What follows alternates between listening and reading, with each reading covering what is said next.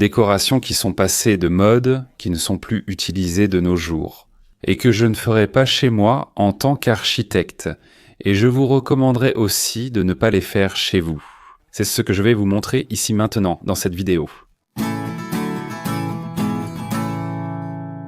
Salut tout le monde, comment allez-vous? Tout va bien?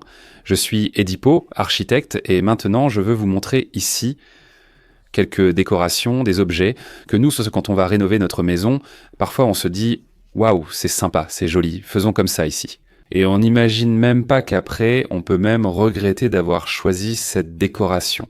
Personnellement, je ne le ferai pas en rénovant ma maison ou en décorant mon appartement.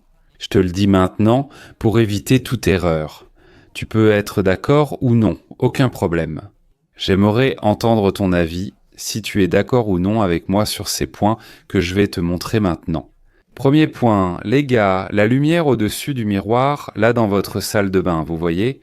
Quand on met l'éclairage, surtout un spot au-dessus du miroir, là dans notre salle de bain, c'est très courant d'avoir l'éclairage devant le miroir de notre salle de bain, de la suite, de la salle de bain sociale, voire même d'un lavabo, n'est-ce pas? Quand on a un faux plafond en plâtre, les gens vont là et mettre ces spots juste devant le miroir à environ 20 cm de distance. Cependant, il y a une erreur là, que je veux que tu comprennes. Quand tu vas utiliser cet éclairage qui est exactement en face du miroir, il crée une ombre ici, tu vois, dans cette partie de ton œil, comme ça. Et pour le maquillage des femmes, pour la barbe, quand l'homme va se raser, enfin, quand tu vas utiliser cet éclairage pour voir ton visage de façon plus naturelle, surtout pour les femmes, pour le maquillage, c'est une erreur, d'accord? Ça ne va pas marcher, car ça va créer une ombre ici sur ton œil, tu vois, sur ton visage. Donc c'est un problème terrible au quotidien. Maintenant, si ton intention, ton objectif, ce n'est pas ça, non, tout va bien ici, il n'y a pas de problème. J'ai un autre endroit ici dans ma suite, dans un dressing, où j'ai un miroir avec l'éclairage qui vient de face, et là on peut utiliser le maquillage. Enfin, là tout va bien, là c'est sympa, c'est cool, mais si tu n'as qu'un seul objectif, si tu n'as que cet espace, pour avoir un éclairage à la fois fonctionnel et aussi un éclairage qui vienne de face, c'est bien d'utiliser une petite applique, peut-être une LED sur le miroir, pour que la lumière vienne de face sur ton visage, pour t'apporter un bon éclairage, tu vois. Un éclairage plus naturel, là, sans créer d'ombre. Donc la première chose que je ne ferai pas chez moi avec cet objectif, d'accord? Je vais être clair avec vous ici. Un panneau uniquement autour de la télé, dans votre salon. Regardez, cet élément est vraiment intéressant. Écoutez, j'aimerais même en discuter avec vous ici. Dites-moi dans les commentaires. Vous pensez que le panneau rainuré est démodé? Je veux entendre votre avis, d'accord? Vous pensez que le panneau est démodé? Je vois ici assez souvent certains professionnels de la décoration dire que le panneau rainuré est démodé, qu'il est dépassé. Je suis architecte, j'ai un panneau rainuré dans mon salon télévision. Chaque fois que je peux dans mes projets, je recommande à mes clients de faire une petite bande latérale, un beau panneau dans le salon télévision. Celui qui va sur la petite table d'angle, sur la tête de lit. Il existe plusieurs situations où le panneau rainuré peut être utilisé. Je veux connaître votre avis.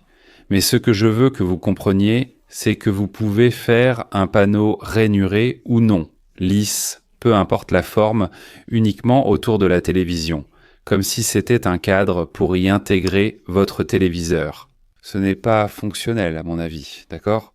Il vaut mieux n'avoir que la télévision, comme je vous l'ai déjà dit dans d'autres vidéos sur la chaîne. Quand vous voulez un mur, un salon télévision plus épuré, plus propre, plus léger dans la décoration, il n'est pas nécessaire d'avoir un panneau, seulement le meuble télévision et la télévision.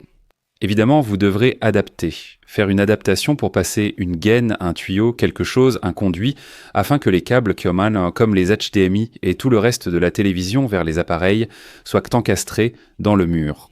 Il est donc nécessaire de faire cela à l'avance. Mais ce que je veux que vous compreniez, c'est que si vous allez faire le panneau, faites-le sur tout le mur, d'accord? Ne me mettez pas seulement ce cadre en bois avec la télévision, d'accord? Comme si elle était encastrée. J'ai dû le faire ici, car la télévision ne passe que comme ça. Ce n'est pas nécessaire. À mon avis, faire le panneau uniquement autour de la télévision est démodé. Un miroir sur le placard de votre cuisine, ce grand placard en hauteur de votre cuisine, mettre un miroir.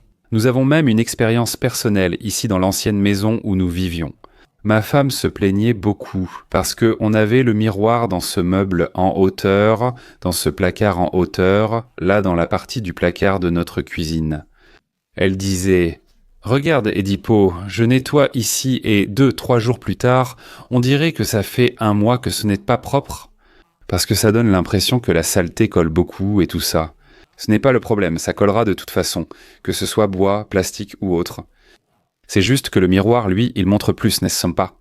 Ces petites taches de graisse là sur ton miroir, donc il montre plus. Ça donne cette impression de négligence, tu vois. Et ce n'est pas très fonctionnel à mon avis. Ce n'est pas très fonctionnel d'avoir un miroir sur ces meubles suspendus de ton armoire et de ta cuisine.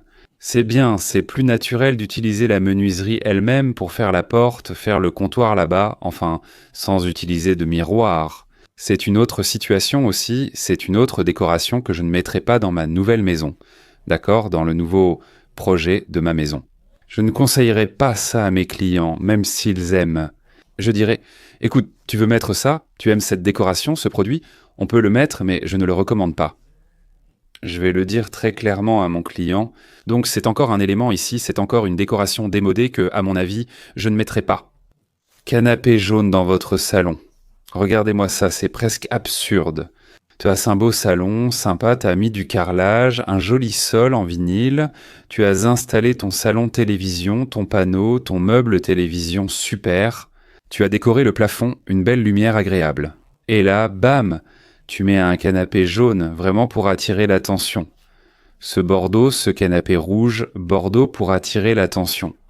Quiconque vient chez moi devra voir mon canapé. Il peut ne rien voir d'autre chez moi, mais il devra voir le canapé. Écoute, je veux te dire une chose. Ce genre de situation est totalement démodé. C'est complètement hors contexte, là, dans ta décoration. Surtout de nos jours, où les gens demandent beaucoup un projet plus épuré, un projet plus léger, plus doux. Alors, n'attire pas autant l'attention avec juste un meuble chez toi, comme un canapé jaune, un canapé rouge, un canapé bleu qui fait mal aux yeux. Ne fais pas ça. Quel est ça le conseil que je te donne? Fais attention. Si tu as des couleurs dans la peinture de tes murs, dans la menuiserie, dans le sol en ton de gris, cherche un canapé dans des tons de gris un peu plus foncés. Si tu as des tons de beige, cherche un canapé dans des tons de beige plus clairs, plus foncés, une couleur neutre, d'accord? Mais ne mets jamais dans la décoration de ton salon un canapé jaune. Ah, mais ici tout est blanc. Je veux mettre en valeur quelque chose. Le canapé ne convient pas, mais plutôt en valeur avec un fauteuil. C'est sympa. Comme ça, tu peux le mettre sur ton balcon, le mettre dans un autre espace. C'est un meuble, un objet un peu portable, on peut le déplacer. Le canapé, on ne va pas le déplacer. Tu comprends ? Donc, à mon avis, en décoration aussi, un objet que je ne mettrai pas chez moi, c'est un canapé qui détonne autant avec la déco. Et je ne te recommande pas de le faire chez toi non plus. Du granit gris dans ta cuisine. Regarde cet objet que je veux te montrer maintenant. Ah, Oedipe, mince, je pensais justement à choisir un modèle de granit à mettre dans ma cuisine, et je regardais les quelques couleurs et tout ça. Je vais te dire une chose. Le granit, c'est l'un des matériaux. C'est l'une des pierres qu'on a ici au Brésil, les plus courantes, l'une des moins chères, disons, quand on fait une rénovation et qu'on fait les comptes. Il existe plusieurs modèles, le noir, Saint Gabriel, le vert Ubatuba, le pitaya, le gris absolu, entre autres. Mais ce que je veux que tu comprennes, c'est fais attention. Quand on va concevoir la décoration d'une cuisine, tu vois, les placards, le sol, le meuble sous évier, enfin le granit, le gris, celui tout en granilite, tu vois, ça en devient même lassant tellement. Cette pierre posée là sur le plan de travail, ce matériau, ce type de granit, ce modèle en particulier, il est très difficile à assortir avec d'autres décorations, tu vois. Tu veux voir 2 modèles ici de granit qui sont très faciles à assortir avec n'importe quoi. Oui, c'est le pitaya et le noir Saint Gabriel. Ils sont vraiment magnifiques pour décorer votre cuisine sur le plan de travail, choisir un modèle sympa pour votre plan de travail. Maintenant, ce gris, il est très difficile. Il l'est, mec, je vais te le dire. J'ai déjà eu des clients qui proposaient un granit particulier et j'ai refusé en disant « Non, on ne va pas travailler avec ça. » Non, on ne va pas, non, parce qu'il est très difficile. Il va vite te lasser dans la décoration de ta cuisine. Tu vas m'appeler ici et dire « Mince, Ed, Pourquoi tu ne m'as pas prévenu? C'est un point précis. Ce type de granit gris que je ne fais pas, que je ne ferai jamais dans une nouvelle décoration de ma maison et que je ne te recommande pas de faire chez toi. Poignée en aluminium, tu sais, là sur nos placards, nos meubles, surtout dans la cuisine.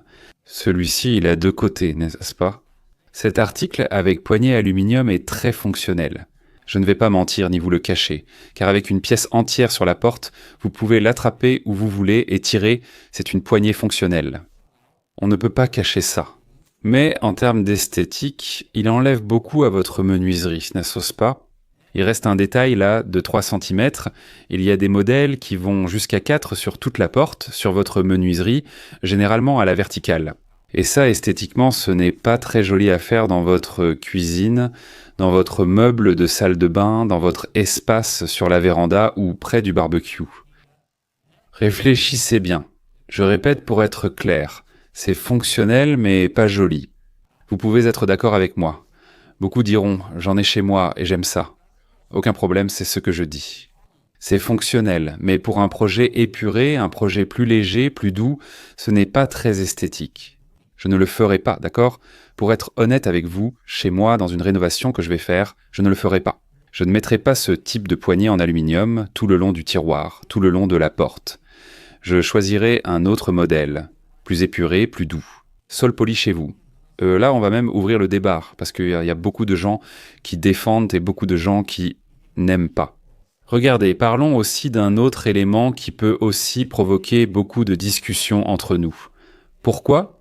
Il y a beaucoup de gens qui défendent le grès cérame poli. Il y a beaucoup de gens qui détestent le grès cérame poli, n'est-ce pas?